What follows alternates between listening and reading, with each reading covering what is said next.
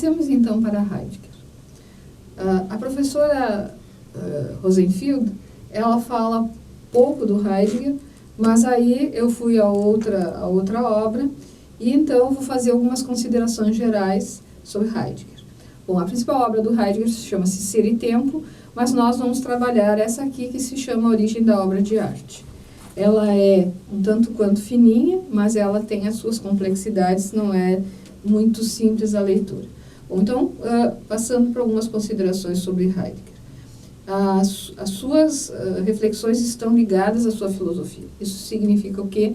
Que nós não entendemos o que ele está falando sobre a arte, e aí vejam, né, ele já pegou toda a estética e entende toda a estética como se fosse a arte. Não tem gosto, não tem sensibilidade, não tem crítica dos padrões, entende? Ele relacionou ela com a questão que interessava a ele, que era a questão do ser, e com a crítica que ele faz aos tempos dos gregos para cá, né, Platão para cá, que é do esquecimento do ser. Bom, então ele entende a questão da arte dentro do seu conteúdo de trabalho, que é a questão do ser, ou melhor, do esquecimento do ser. E então, na fenomenologia, ele acredita que ela deve auxiliar o ser humano a levá-lo ao retorno às origens, ou seja, ao pensamento e à preocupação com relação ao ser. Eu não vou retomar a obra Ser e Tempo, porque nós não temos tempo, né? Nós só temos o ser nesse momento. Bom, então, nós temos que pensar a arte dentro da sua materialidade e do seu caráter de obra. No final, eu vou mostrar a obra que ele elegeu para fazer essas considerações, e aí vai ficar mais claro. É importante dizer que ele tem uma preferência quanto à arte, ele prefere a poesia, porque ele diz que existe uma certa familiaridade, um certo parentesco entre a filosofia e a poesia. Por isso que ele, em filosofia, cria tantos termos que dificultam não só a tradução do alemão para nós, né, mas mesmo a nossa compreensão. Então, vejam bem, eu coloco ali, é preciso deixar a obra de arte ser, né? Então, Heidegger, ele faz da arte uma ontologia. Veja, não é uma metafísica, é uma ontologia. Não está levado além do físico, além do que está do imanente, mas sim, ele está pensando a questão da arte relativa ao ser. A obra, então, para o Heidegger, abre um mundo com letra maiúsculas, porque aponta para suas múltiplas dimensões, permitindo o acesso à verdade. Porque para Heidegger vocês têm que lembrar, né, que nós temos a verdade numa espécie de núcleo encoberta por muitos véus. E então retirar esses véus é a aletheia. E então, para ele, a arte, ela como que permite uma clareza, ela permite um acesso direto, ela permite uma trilha, ela faz uma estradinha, né, uma brechinha. A arte consegue nos fazer aceder ao ser, né, de uma forma assim como se nós víssemos uma frestinha de uma espécie de luz que o ser tem, e aí nos permite esse acesso à verdade, esse acesso à clareira, né? Ou seja, a arte nos permite um acesso privilegiado ao ser. O que eu mesma gostaria que vocês observassem, né? Que em Heidegger desaparecem todas as outras questões relacionadas, que nós sempre trabalhamos no semestre, com relação à estética, né? Desaparece a questão do gosto, desaparece a questão do juízo, desaparece a questão da sensibilidade. Por quê? Porque ele centra a sua preocupação de estética na questão da arte, certo? Porque a arte leva ao conhecimento do ser, ou seja, a essa verdade, a esse momento privilegiado. Com relação às duas últimas características, né, o prazer estético não é mais teorizado, ou seja, um afastamento da experiência sensível ou um afastamento da valorização da experiência sensível, e com temáticas relacionadas ao gênio e ao sublime, né, foi citado pela professora Talon Lulon, mas não é o que vem ao caso agora. Agora eu gostaria de explicar para vocês um pouco do que o Heidegger diz. nessa obra, né, Origem da Obra de Arte. Quando nós começamos a leitura, se a gente não está um pouco familiarizado com a nomenclatura do Heidegger, a gente vai achar ou que ele está maluco ou que ele está dizendo algumas coisas sem interesse. Mas depois, né, com uma segunda lida, um pouco de maior estudo, nós percebemos que ele está dizendo que nós precisamos, que a obra está sempre numa materialidade. Por exemplo, que uma pintura está na tela e que isso não pode ser descuidado, que isso tem que ser considerado, porque isso é a objetualidade. Mas depois, mais no final, nós vamos descobrir, né, que, ó, aqui o título, ó, A Obra e a Verdade, foi aquilo que eu já falei para vocês. E aí ele elege, né, como exemplo, para falar sobre essas questões que ele quer expor, que nós já vimos, ele escolhe essa obra do Van Gogh, que é um par de sapatos, que Van Gogh desenhou um sapato, vocês vão observando ele enquanto eu vou falando, né? Heidegger diz, vejam bem, é um sapato de uma camponesa que todos os dias sai para a labuta no campo, que está eivado, olha, está velho, então está eivado de cansaço, e assim por diante. Ele vai fazendo toda uma descrição do que ele vê nessa obra, para mostrar, né, que a materialidade aqui, ela é só uma maneira de fazer com que se abra essa brecha para uma verdade sobre o ser humano, sobre a vida, sobre o trabalho, sobre os sentimentos, que não está, né, de certa forma, escrita diretamente. E que isso, né, nos leva à verdade de um ser humano. E assim vai. É bem interessante, né, a análise toda que ele faz desse par de sapatos, para mostrar para nós essas questões, né, de um acesso ao ser, ao Dasein, ao ser aí, né, o ser que está vivente ali num ente, num corpo, e aí então essa arte ela nos permite esse acesso privilegiado. Para Heidegger, então, esse par de sapatos é um bom exemplo do que a obra de arte pode fazer com o seu observador, com o espectador e por ele. Não? Muito bem, o que acontece? Acontece que essa obra do Heidegger foi muito estudada e quando o pessoal estava estudando, eles foram buscar, investigaram a origem dessa obra do Van Gogh e eles descobriram que Heidegger tinha cometido uma porção de enganos. Por exemplo, isto não era um sapato de mulher, era um sapato de homem, não era de uma pessoa do campo, mas era de um homem urbano, né, que não era velho no sentido, né, de que o Heidegger tinha imaginado, e etc. Porque vocês sabem, né, que Heidegger sofreu todo sofreu não, ele participou do nazismo, ele colaborou com o nazismo, ele foi um reitor de uma universidade na época do nazismo. E aí, então, tentaram denegrir a imagem dele, mostrando que ele cometeu vários erros ao analisar, ao imaginar do que se tratava a obra. Certo? E aí vocês vão ler a obra e vão dizer, realmente, ele fala isso que a professora disse, e vocês sabem que essa obra do Van Gogh, então, retrata um sapato masculino de alguém que mora na cidade, de alguém que não era um trabalhador, e etc. Mas...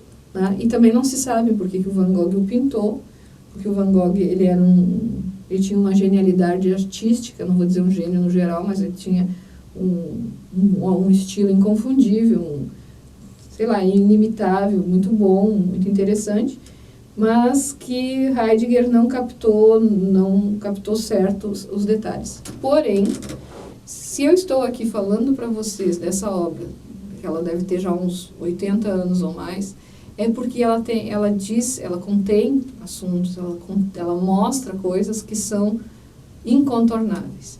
Então, embora Heidegger tenha feito uma análise factual, né, ou seja, dessa obra do Van Gogh, que não corresponde à realidade, por outro lado, as análises que ele fez são absolutamente necessárias para que nós possamos pensar o fenômeno da arte enquanto algo que expõe aquilo que não está visível diretamente.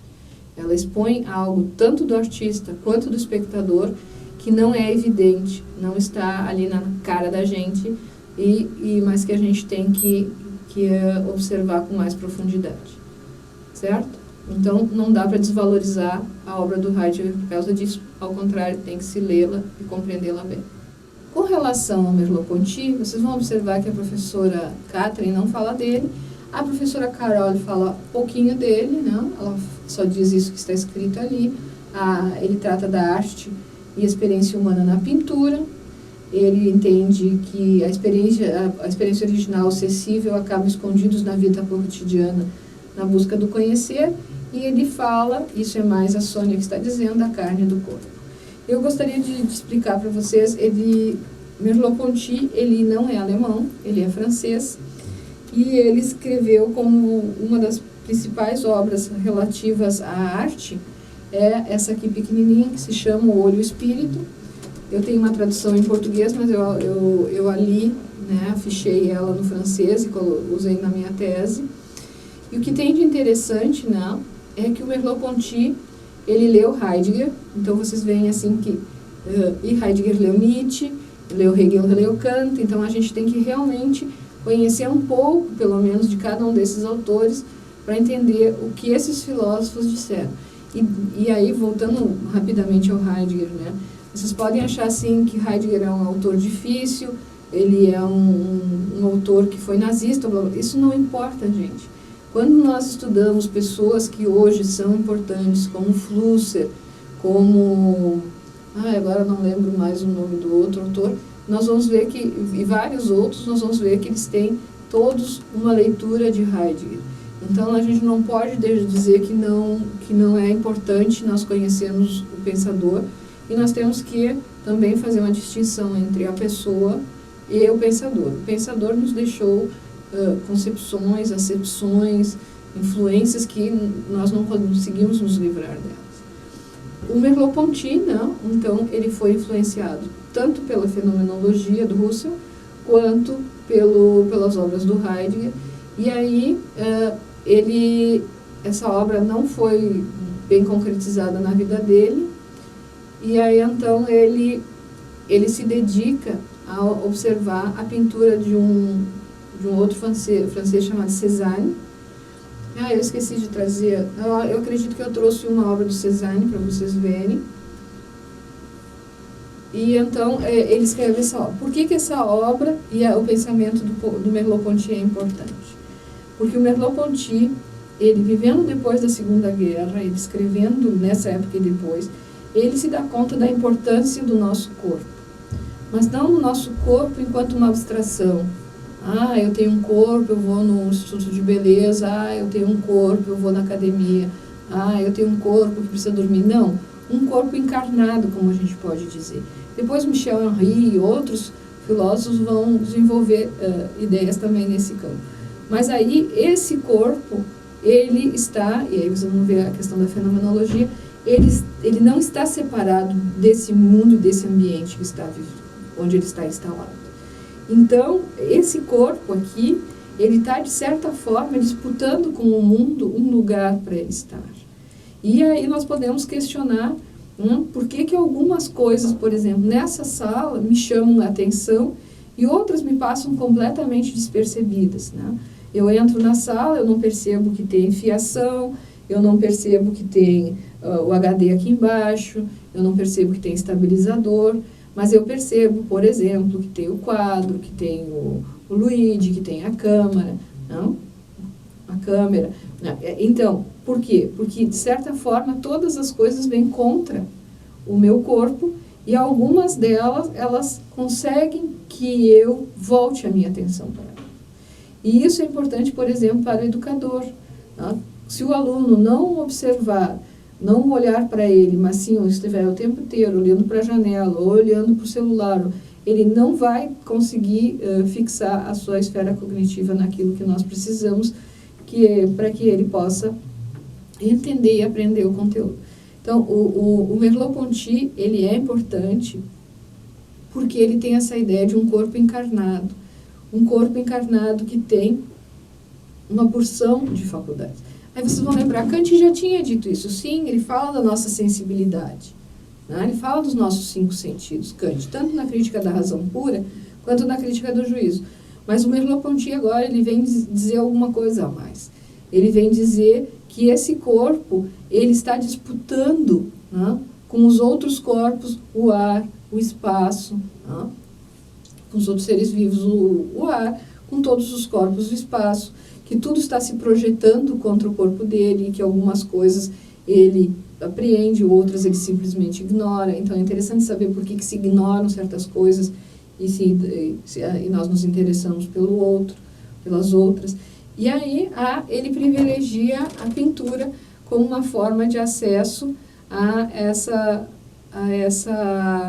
essas realidades que auxiliam com que nós vivamos de uma forma mais autêntica no mundo, porque, afinal de contas, o nosso corpo é a nossa maneira de estar aqui. Se eu sou alta, baixa, gorda, sei lá, deficiente, esse vai ser o corpo que vai estar aqui nesse espaço, né, disputando a atenção dos outros corpos, o espaço dos outros corpos e assim por diante. E é a partir dele que eu sou quem eu sou. E é a partir daquilo que esse meio responde para mim, responde a esse corpo, que eu vou me constituindo, certo? Bom, agora eu tenho que trabalhar um pouco de Arendt e um pouco de Foucault, para que vocês vejam como esses outros autores também foram influenciados por esses pensamentos que nós vimos até o presente momento. Vocês sabem que quanto mais nós conhecemos de um autor, mais fica difícil fazer uma síntese do pensamento dele. E aí agora eu entro no pensamento de Hannah Arendt, mas eu vou só dizer para vocês, lembrando-as que a Arendt tem um pensamento voltado à política, mas como uma pensadora da política, ela não consegue contornar assuntos que são importantes, como, por exemplo, a educação ou como, por exemplo, a estética. Hannah Arendt tem um artigo que se chama Crise da Cultura, Sua Importância Social e Política, que é um artigo curto, mas eu não acho ele nada fácil assim para se ler como se fosse uma obra de literatura ou uma obra de senso comum, porque lá ela aborda temáticas que vão desde a sociedade da massa, da cultura da massa, diferenciando da sociedade anterior, né, que era a sociedade que ela chama de boa sociedade, sociedade filisteica, e que Marx chama de sociedade burguesa, para depois dizer o que é uma obra da cultura e qual é a importância da cultura. Aí vocês vão dizer, então Hannah Arendt, ela limita a estética à cultura. Eu diria que parcialmente sim. Por quê? Porque a cultura é uma forma de estarmos no mundo. Ela tem um conceito ampliado de cultura. O que significa? A cultura é tudo aquilo que é produzido pelo homem. Então, nós temos as artes, nós temos as ciências, nós temos a filosofia, nós temos a religião, nós temos o folclore, nós temos a gastronomia.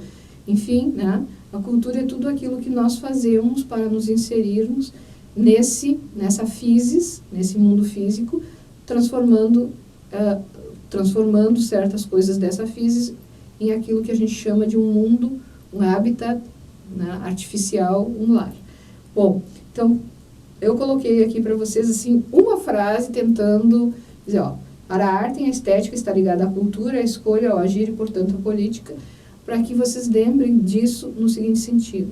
Nesse artigo, ela não privilegia nenhum dos artigos, por exemplo, da arte ou da cultura, ela não privilegia a filosofia em detrimento da religião ou uma arte em detrimento de outra. Sim, ela gostava da poesia, como os alemães normalmente gostam muito, da literatura, mas ela não disse qual é a arte privilegiada. Porque ela, no espírito kantiano, ela diz que ela não sabe qual vai ser o momento, ou qual vai ser o objeto, se é o objeto da pintura, da escultura, do teatro, do cinema, que vai gerar em nós um juízo de gosto puro, que vai nos permitir uma espécie de esclarecimento, de um insight, Em verdade, o termo insight é da psicologia, da ciência, né? Que seria o tálmasto, para que a gente possa parar e repensar o que se está fazendo. Então, ela não pode privilegiar. Ela, ao contrário, ela diz que nós temos que ter acesso às mais variadas formas culturais, mesmo que sejam obras que são reproduzidas em larga escala, porque ela não é contra, por exemplo, que nós compremos Machado de Assis a R$5, o Dom Casmurro a R$5, ou uma obra do Balzac, ou uma obra do Érico Veríssimo, ou uma obra, enfim, ela não é contra que nós assistamos um filme na Netflix, enfim, vocês entendem? Ela não é contra a reprodução. Ela é contra quando se altera essa obra. Por exemplo, isso aqui não é o Dom Casmurro, isso aqui é uma adaptação do Dom Casmurro. Aí ela diz que isso foi estragado. Por quê? Porque ela tem ela faz uma distinção entre a arte e a arte de massa. A arte da massa é aquela que foi feita para agradar, para entreter, tem que ser sempre nova, tem que ser sempre cheia de movimento, de luz, de cor, de som, que muito mais, às vezes, nos cansa e distrai do que realmente nos leva a pensar em alguma coisa ou a fazer uma autoanálise, etc. Eu estou explicando o que ela diz nos meus termos. Vocês vão lá a ler, quando vocês forem ler, vocês vão ver que é muito mais intelectualizada a forma dela, é muito mais elegante, muito mais interessante do que a minha explicação. Por quê? Porque para Hannah Arendt, a cultura, ela nos permite que nós tenhamos juízos estéticos. O que são juízos estéticos? Juízos estéticos são aqueles que são oriundos de experiências estéticas. Não é só o corpo, não é só a mente. É a experiência estética, a junção do corpo e da mente, nos permite termos juízos estéticos, ou seja, nos permite termos opiniões, termos julgamentos mais aperfeiçoados, mais específicos. Não é aquilo que todo mundo diz, aquilo que todo mundo faz, é aquilo que eu sinto, porque eu penso, porque eu conheço. Tá? E aí isso permite que, quando eu vou escolher, eu não veja só uma alternativa, eu veja uma porção de alternativas. Eu não seja limitada e digo assim, ou eu faço ou eu não faço.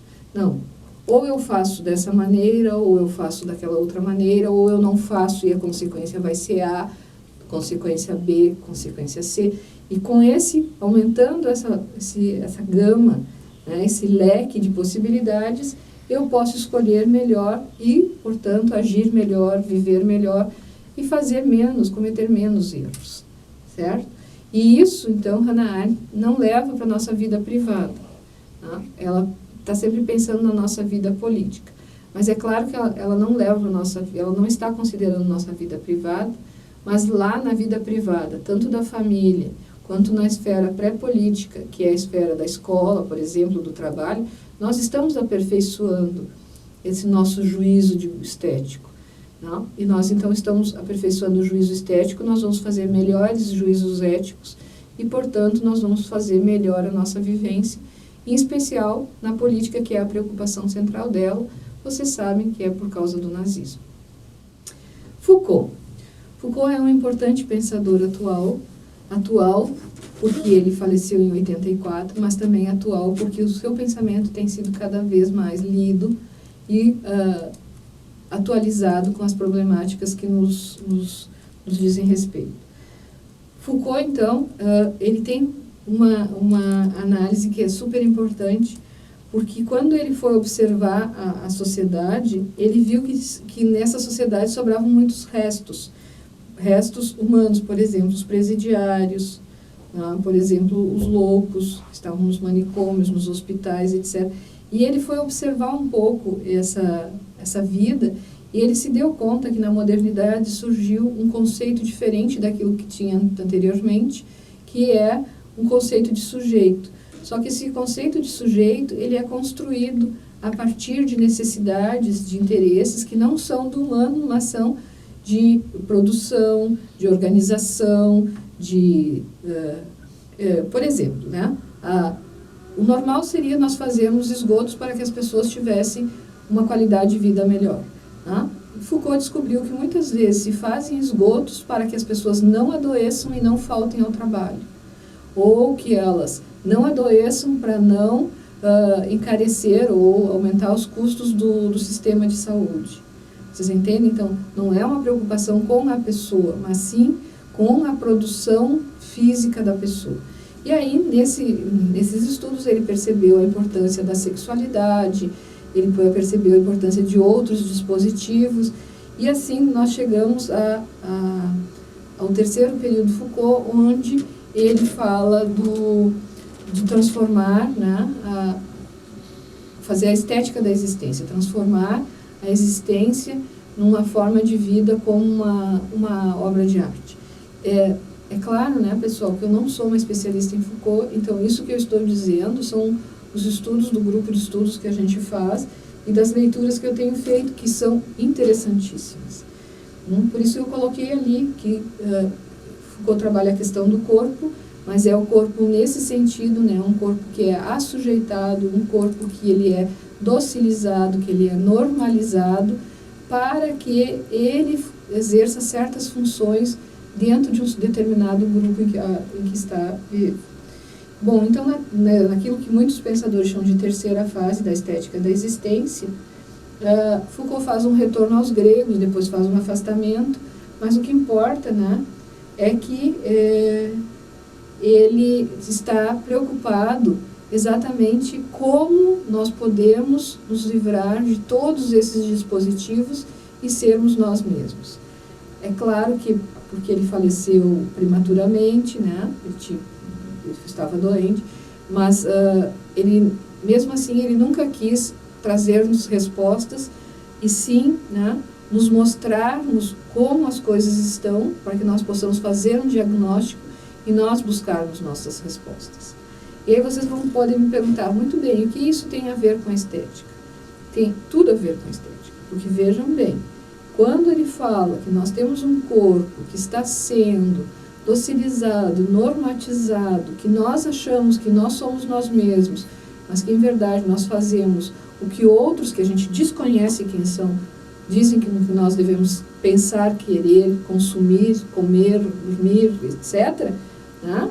A forma como nós devemos fazer tudo, que nós realmente não sabemos quem nós somos, ele já nos está mostrando que nós precisamos dar mais atenção para a nossa vida, para o nosso corpo, e, portanto, que ele está reforçando aquilo que já dizia o Benjamin, que nós temos uma sensibilidade alterada, que nós temos que nos olharmos para nós mesmos, para a nossa vida, e podermos definirmos quem nós somos.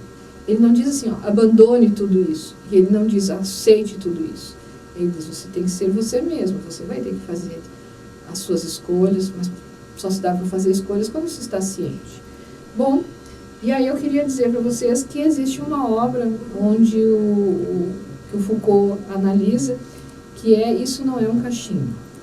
Não? Vocês devem estar visualizando ela, e é muito interessante porque é um cachimbo que está escrito embaixo, isso não é um cachimbo, né? Mas acontece que isso está também é a representação da representação dizendo que não é uma representação. E isso deve nos fazer pensar aquilo que nos dizem, porque lá tem o desenho de um cachimbo, aquilo não é um cachimbo, mas aquilo representa um cachimbo, então é um cachimbo. Vocês compreendem?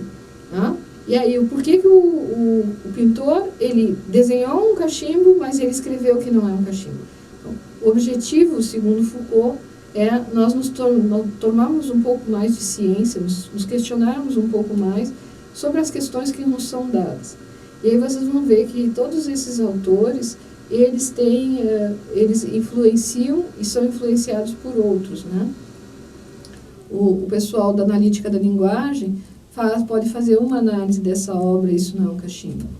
O Foucault faz outra, talvez se fosse Hannah Arendt, Heidegger fariam outras análises, mas nós podemos, isso é uma coisa que a arte nos permite, por exemplo, e que a estética nos dá todos os instrumentos, todas as ferramentas, é que nós pensemos por nós mesmos. Então, é muito interessante que vocês possam conhecer um pouco desses autores. É claro que eu fiz uma seleção daqueles que eu acho que são interessantes para vocês conhecerem, pelo menos um mínimo. Já a professora Rosenfield traz outros, e vocês vão pegar outros autores, vão ter outros. Por exemplo, esse ano, quando eu fui para Sergipe, na Ampof, eu comprei esse aqui, exatamente para que nós pudéssemos usar, porque aqui diz que são textos clássicos de estética. E esses autores do século XX, são, não sei se vocês viram em Hegel e Nietzsche, que é um pouco difícil distinguir entre todos os textos que eles escreveram e aqueles que eu já li, o que realmente pode tratar. Só tive uma decepção, que quando cheguei aqui no século XX, eles, do Nietzsche, Benjamin, que são importantes, eles passam para autores que para mim não são. Tá, tem Adorno, mas os outros não me são tão importantes. Eu queria que eles tivessem escritos do Foucault, da Arendt e de outros pensadores. Mas, mesmo assim, eu vou avaliar para um próximo curso de estética os clássicos, que eu penso que Platão e Aristóteles e o Plotino devem estar com uma qualidade melhor. Para finalizar, eu queria mostrar para vocês algumas imagens, né? Porque eu tenho as imagens em mente, né? Vocês devem ter visto como é mais fácil entender Heidegger olhando o par de sapatos do Van Gogh, como é mais fácil entender que isso não é um cachimbo olhando para a pintura, né? Então, eu trouxe para vocês aqui o cubismo, esse do Juan Gris, né? O Homem no Café, para vocês verem o que é o cubismo. Aqui, na segunda imagem, eu trouxe o impressionismo do Matisse, né? Essa aqui é a esposa do Matisse, tanto que o nome da obra é Madame Matisse, o Chale de Manilha, Manilha é a região, né? Então, para vocês verem o que é o impressionismo, para vocês saberem, agora que eu vou mostrar na outra página, ó, a boa arte, né? Vocês vão ver ali que foi Hitler que fez esse quadro, né? Que ele está retratando o centro de Viena, e aí agora vocês têm uma noção do que eu quero dizer com arte representativa. Essa é uma aquarela que o Hitler fez porque ele queria ser um pintor. Mas ele queria ser um pintor numa época onde a arte representativa estava em baixa, exatamente porque a fotografia faz isso. Mas já fazia isso, né? De qualquer forma, eu peguei só um pequeno... É um retrato grande que ele pintou, né? Eu peguei simplesmente esse fragmento. E vocês podem ver que ele fazia um trabalho muito bem feito. Então, ele acabou, né, dizendo que essa arte que representa as coisas como elas são é a boa arte, e esses movimentos que eu citei aqui embaixo, eles são chamados de degenerados. Bauhaus, Dada, Cubismo, Expressionismo, Fauvismo, Impressionismo, Nova Objetividade, Surrealismo. Aí eu queria colocar exemplos de cada um, mas isso ia ficar muito enfadonho para vocês. Vocês colocou aí 2, né, o Cubismo e o Impressionismo, depois vocês vão buscar os outros. E esse cartaz que está à nossa direita, ele está escrito Arte Degenerada. Porque durante o nazismo só existiam duas possibilidades de arte. A boa arte, como essa que eu mostrei, do próprio Hitler, tanto que foi ele que desenhou várias coisas do nazismo, exatamente, né, dentro dos padrões de harmonia, de ordem, etc., como ele achava que deveria ser, e essas artes degeneradas. Então, o que aconteceu? Ele mandou apreender, né, esses vários quadros desses movimentos, que eram chamados de vanguarda na época, e até hoje se usa o mesmo termo, e fez uma exposição itinerante pela Alemanha, para que as pessoas vissem o que não era arte. E aí depois ele mandou incinerar. Né? É claro que nem todos os quadros foram incinerados, alguns foram guardados, mas a grande maioria foi incinerada. Vocês podem ver isso, né, esse evento, naquele documentário chamado Arquitetura da Destruição. Mostra as cenas são verdadeiras de uma dessas amostras de arte degenerada. E era esse o cartaz que então estava na porta e fazia o chamamento, né, a propaganda para esse movimento. Isso eu trouxe para vocês verem, né, como são os movimentos. Por isso que eu não trabalhei a história da arte, que ia ser muito mais complicado. Então, agora no século XX, como a gente tem isso é arte, isso não é arte, vocês podem ver ali no cubismo, né? Isso parece um homem tomando café, um homem no café, não? Não, mas talvez o que aconteceu borrou a imagem, o calor desfez, entende? Nos faz pensar alguma coisa. Só para fazer um parênteses, para Hannah Arendt, a arte não pode ter função. Não serve, não pode servir nem para educar, nem para mostrar cultura, nem para mostrar riqueza, nem ter valor econômico. E a Hannah Arendt diz que não pode nem ser usada para tapar um buraco na parede. Ou seja, se eu tenho um buraco na parede e coloco um quadro lá, ou sei lá, aquilo já dá uma função para a arte. E a arte tem a única função de representar um objeto que foi feito em outro tempo, por uma outra pessoa, que transcende o tempo, que transcende as nossas interpretações, enfim, que está ali para ser belo, que está ali para nos deleitar, né? Para nós termos juízo de gosto, para nós exercitarmos nossa sensibilidade. Bom, em seguida, eu trouxe para vocês um quadro do Kandinsky, porque a professora Katrin Rosenfield cita o Kandinsky, que ele escreveu uma obra sobre espiritual na arte. E você sabe, a professora Katrin tem uma diretriz de trabalho na obra, né, sobre a estética que é voltada à arte, que não é meu caso, mas trouxe para vocês verem o tipo de arte que o Kandinsky fazia. Por fim, né, eu trouxe esse último ali, que chama-se Homem de Lata, que foi feito pelo Chris Jordan, que é feito com latinhas, né? É uma obra grande feita com lixo, para vocês verem, né, como é possível fazer a arte das mais variadas formas. Agora, com relação à estética, a estética está relacionada à nossa sensibilidade, à recepção do nosso corpo do mundo externo. E aí vocês podem ver assim que cada autor interpretou essa recepção de uma forma diferente. Uns diziam que estava no objeto, né, a beleza estava no objeto, aí outros já, desde o Hume, começam a dizer que está no sujeito. Kant diz que só está no sujeito quando ele está em relação ao objeto. O Merleau-Ponty diz que é porque esse mundo está a todo tempo vindo contra nós, né? Porque nós estamos no mundo, então nós não temos uma relação pacífica, nós temos uma relação de confronto, mas não é um confronto violento, gente, não pensem nisso. Vocês podem pensar, se eu não gosto do termo confronto, de encontro, né?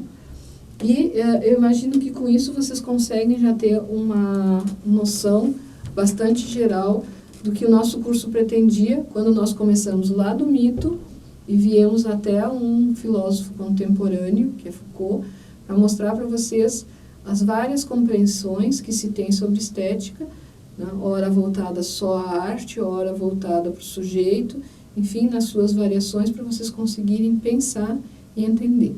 Depois a Juliana vai passar para vocês um exercício e aí nós encerramos nosso semestre.